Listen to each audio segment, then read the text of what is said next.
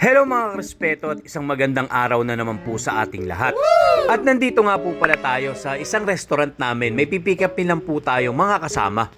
At pag-uusapan nga po pala natin ngayon ang journey ko noong nag-OJT naman po ako sa EDSA Shangri-La Hotel. So ito po yung mga pinagdaanan ko bago po ako nakapasok doon. At bago nga po pala lumabas yung go signal ng D namin para magsimula na po kami humanap ng mga hotel na pag-OJT-han namin is nag-search na po ako ng mga 5-star hotel na papasahan ko. At ang unang lugar nga po pala namin pinuntahan para magpasa ng resume ay sa Makati. Unang-una po ay ang Intercontinental Hotel, Dusit Thani, New World Renaissance, Manila Peninsula, at Makati Shangri-La. At inabot nga po pala ng 2 weeks bago may tumawag sa akin sa lahat ng pinasahan ko po na hotel dito sa Makati. Thank you. Ang tumawag nga po pala sa akin ay yung pinaka-favorite kong hotel, ang Makati Shangri-La. At pinapunta nga po pala nila ako sa hotel for interview at exam na rin. So nung nag-exam nga po pala ako is para pong katulad siya ng mga fast food na exam. Meron po siyang mga abstract at meron po siyang math. At yun po yung mga natatandaan kong mga in-exam namin at parang may essay din po siya. Yes. Sanay nga po pala ako sa mga ganitong exam dahil nung first year college po ako is nag-try nga po pala akong maging working student. Nag-apply nga po pala ako sa Red Ribbon at sa Dunkin' Donut. So sa dalawa po na yon is pumasa po ako sa Dunkin' Donut. Na-hire nga po pala ako doon, kaya lang po is hindi po ako nagtuloy dahil pinahinto po ako ng uncle ko. Yes? Ang sabi niya baka mapabayaan ko lang daw po yung pag-aaral ko. Aha. So ayun nga po, after 1 week po is hindi pa din po tumawag yung Makati Shangri-La kung pumasa po ba ako sa interview. At yung iba pong mga hotel hindi na din po tumawag. So ang ginawa po namin, magkakaibigan, 3 po kasi kami, nagpunta po kami ng Ortigas para magpasa pa po ng mga resume sa mga hotel doon. Aha. At ang pinasahan nga po pala namin ay ang Richmond Hotel, Yes. Crown Plaza, at EDSA Shangri-La. Yung iba po, hindi ko na po siya matandaan.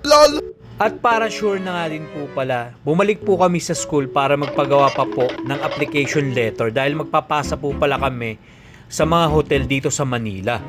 So, sinubukan po pala namin magpasa dito sa Bayview Park, Diamond Hotel, at City Garden. Yes? At inabot na nga din po pala ng 1 week na walang tumatawag sa amin na mga hotel. So nawawala na nga din po pala kami ng pag-asa dahil sa dami po naming hotel na pinasahan. Isa lang po yung tumawag sa amin. Aha. So after po ng 1 week na to, siguro po mga 2 days, tumawag nga po pala yung EDSA Shangri-La for interview and exam na din po. So ito nga po pala yung interview day namin. Let's go. So more or less po mga 300 kaming na-interview at tandang-tanda ko nga po pala yung kulay ng long sleeve ko na kulay dilaw. At sobrang haba nga po pala nung pila na umabot nga po pala hanggang sa labas ng hotel.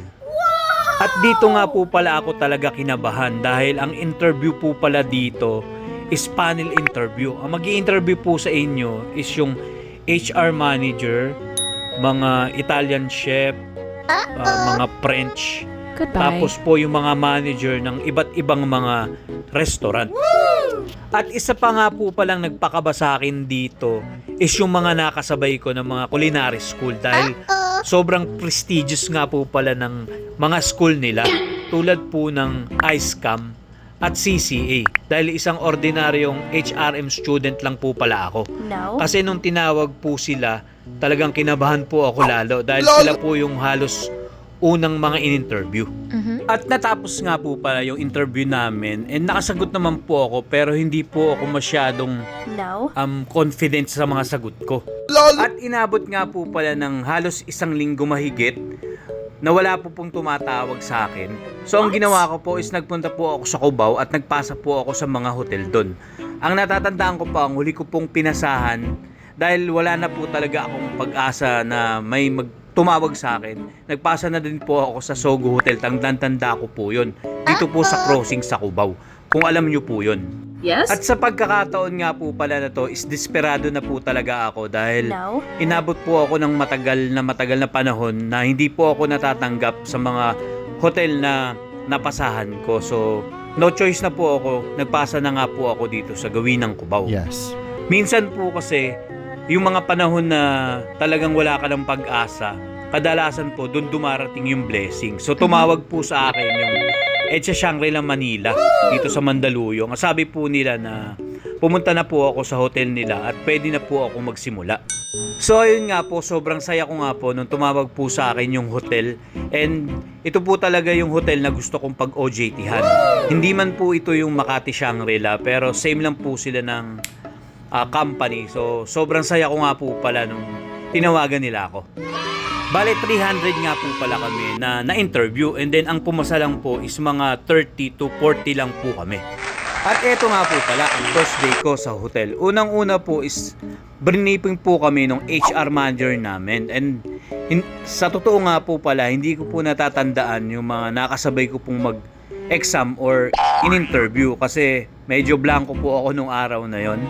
And ayun nga po, dinala po pala kami sa iba't ibang department. So pinakita po sa amin yung mga main kitchen, butchery, pastry, and marami pa pong iba. So unang department po pala namin is sa bangkete. Lahat po ng bagong mga estudyante is dinala po kami sa main kitchen. So ang ginawa po namin buong araw is magbalat ng mga iba't ibang klaseng vegetable. Yes? So ayan, patatas. So mga ganun po. Sako-sako po yung binabalatan namin. At tumutulong nga din po pala kami sa bangkete, mag-ayos ng mga pagkain sa mga function nila. Thank you. After nga po pala ng 1 week dito sa main kitchen, nilipat na po kami sa iba't ibang mga department. Aha. So ako po ay napunta po ako sa butchery. So doon po ginagawa lahat ng mga karne na sinusupply sa bawat restaurant sa loob ng hotel. So doon din po ginagawa yung mga isda. So doon po namin fini-fillet, doon po namin kinakaliskisan. So ito po yung pangalawa kong department na napuntahan. Aha. Ang una ko nga po palang natutunan dito ay ang paggawa ng crab cake. Tinuruan po nila kami kung paano magkaliskis ng mga isda at magtanggal po ng mga tinik nito.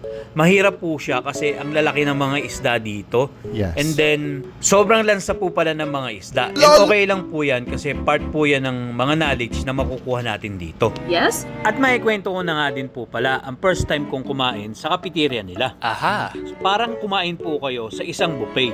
Dahil meron po silang mga station na dessert station, meron po silang drink station. Lahat po ng drinks pwede nyo mainom doon. May iced tea, lahat po ng klaseng Pepsi, Merinda, halos lahat na po.